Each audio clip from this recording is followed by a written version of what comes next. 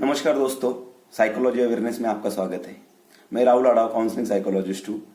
आज हम internal working model part 2 इसके बारे में डिस्कस करने वाले हैं। तो इंटरनल वर्किंग मॉडल में हमने देखा था कि हमारा सचेत और असचेत मन होता है, जहाँ पे हमारी जो भावनाएं हैं और हमारा जो इंटरनल वर्किंग मॉडल है कि हम समाज में कैसे बिहेव करेंगे, इसके बारे में हमने डिस्कस किया था। तो ये सारी जो भावनाएं है ये हमारे सबकॉन्शियस मतलब अचेतन मन जो होता है उसमें होती है। तो अचेतन मन और चेतन मन ये दोनों का बैलेंस बना के हम समाज में बिहेव करते हैं। तो दरअसल हम पहले एक एक्टिविटी से इस तरह से समझेंगे कि हमारा इंटरनल वर्किंग मॉडल खासकर हमारे जो समस्या से हम जूझ रहे, जैसे एंगर की समस्या है, हमें बहुत गुस्सा आता है। गुस्सा आने के बाद में हमारा शरीर जो बहुत स्ट्रेस आता है। गुस्सा आने के बाद में हमें बहुत टाइम तक बेचैनी सी लगती है, कुछ भी काम में मन नहीं लगता है, किसी के साथ बात करने की इच्छा भी नहीं होती है। उसके बाद में स्ट्रेस, जब वो एंगर जाता है, एंगर की समस्या तो हमने देख ली, तो फिर स्ट्रेस, कभी कभी किसी काम का स्ट्रेस आ गया तो हमें जो स्ट्रेस, डिस्ट्रेस और डिसऑर्डर ये जो स्केल है, इस पे हम स्ट्रेस से डिस्ट्रेस पे जाते हैं। मतलब स्ट्रेस में हम काम तो कर सकते हैं, पर थोड़े टाइम के लिए अगर रिलैक्स हो गए तो उसके बाद में हम काम कर सकते हैं, ऐसा हमने देखा था। और डिस्ट्रेस में ऐसा होता है कि जो भी काम है थोड़े टाइम के लिए आपको 10 मिनट हो 15 मिनट तब तक आपको शांति बैठना पड़ेगा और उसके बाद में आप आपके काम के लिए काम आपका शुरू कर सकते हो।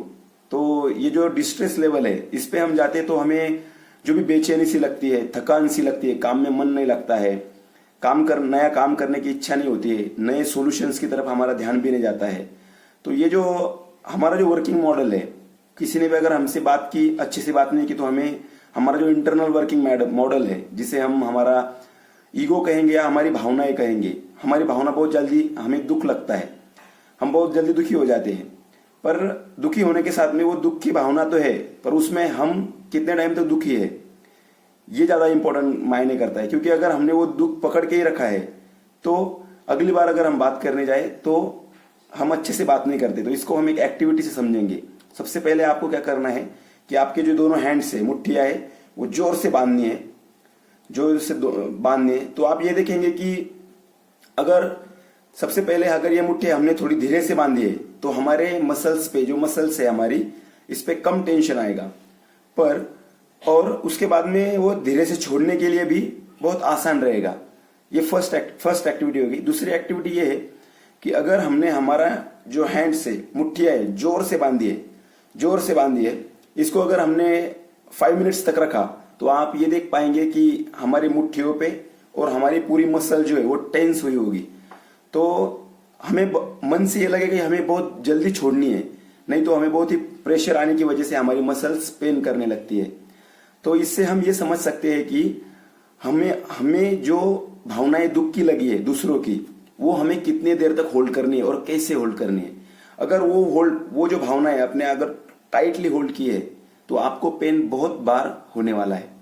बहुत मतलब अगली बार अगर आप बात करने जाएंगे तो वही पेन आपको फिर से होने वाला है।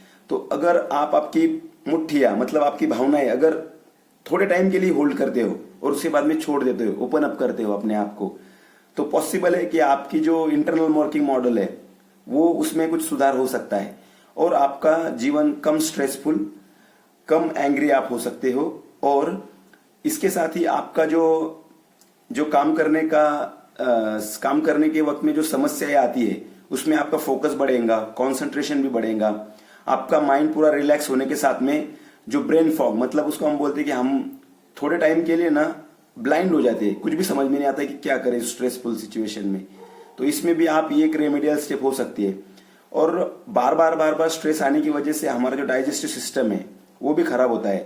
तो जो भी इंग्रेडिएंट्स एब्सॉर्ब करने हैं हमारे स्टमक में, जो हमारे इंसेस्टाइन है, तो वो एब्सॉर्प्शन में वो दिक्कतें भी आ सकती है। और दिक्कतें आने के साथ में जो हमारा मेन रिजर्वायर है हमारा पेट से जो भी हमें अच्छे घटक मिलते हैं, जैसे सेरोटोनिन है, डोपामाइन, ये तो हमारे ब्रेन में सीक्रेट, पर सेरोटोनिन ये हमारे मेजरली हमारे ब्रेन पे, हमारे स्टमक में होता है। और स्टमक के इंसेस्टाइन में होने के साथ में अगर पेट खराब रहा तो आप देख सकते हैं कि हमारा मन नहीं लगता है। जस्ट लाइक दैट, अगर सेरोटोनिन ये जो है हमारी स्ट्रेस की भावना, एंगर की भावना, इसको कम करने में मदद करता है और हमें स्टेबल और पीसफुल रहने में मदद करता है। तो आशा करता हूँ कि ये एक्टिविटी से आप समझ गए होंगे और आपकी भावनाएं आप होल्ड करके थोड़ी देर के लिए होल्ड करेंगे अपने मन में और उसके बाद में उसके ओपन अप करेंगे। Thank you.